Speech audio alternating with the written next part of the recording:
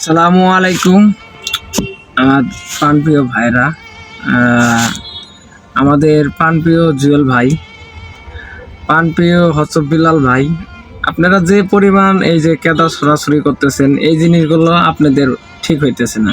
আপনাদের কাছে জাতি অনেক কিছু শিখবে, বা আপনার আমাদের মতন যারা ইয়াং আছে তারা অনেক কিছু শিখায়, আপনাদের দেখে দেখে শিখবে, আগায় যাবে অনলাইনে যারা আছে। কিন্তু আপনারা যদি এইভাবেই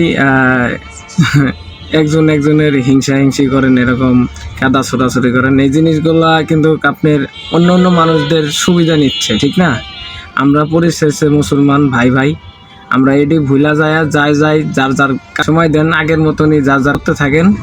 তার কারণে আমরা এখানে যেখানে যত আপনি এটা নিয়ে ঘাটাঘাটি করবেন, ময়লা যত ঘাটাঘাটি করবেন, তো দুর্গন্ধ ছড়াবে। আপনারা যাই আগে যেরকম ছিলেন তারা সেরকমই এখন কাজ করা শুরু করেন।